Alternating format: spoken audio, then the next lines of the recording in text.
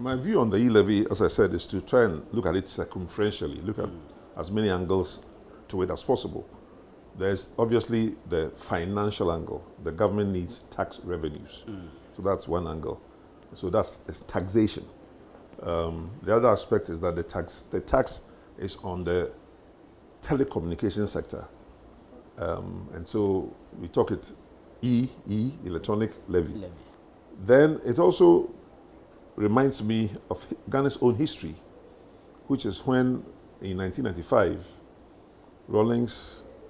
President Rawlings then, and the government of the time decided to, some people say impose, some people say enact a new law, a value-added tax law.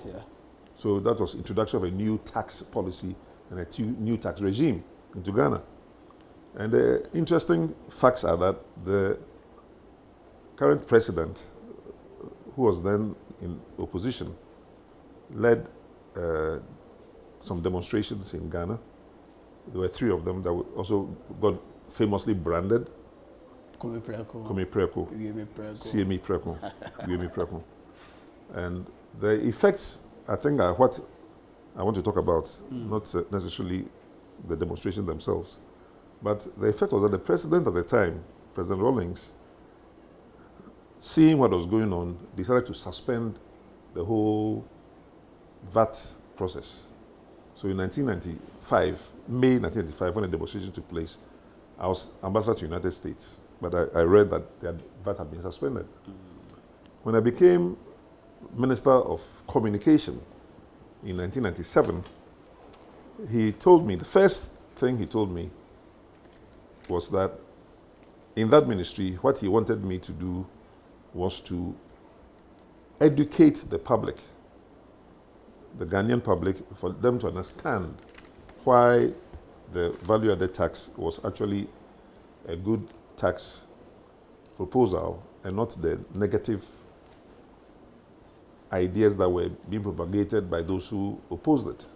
But French-speaking African countries have some peculiar problems, which those of us who have studied history or political science are aware from the days of Sékou Touré, who rejected the French domination of his country and opted to go alone. If the French say, unless you do this, you do that, we pull our sockets, electrical gadgets from your country and leave it in darkness and go back to France.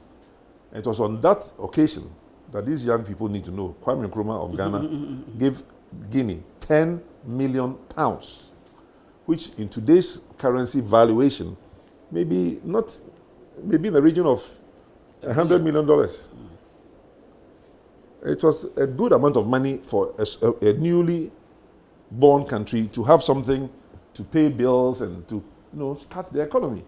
That was the kind of Pan-Africanism and intra-state relationships that that Nkrumah tried to introduce. And of course, beyond that, we then went into a Ghana-Mali-Guinea union. Anything that goes wrong in Ghana is highly of great concern. Even soccer, if we get beaten by Comoros, it's like, wow, I mean, is it the Ghana that we know or we knew? What is happening in the country?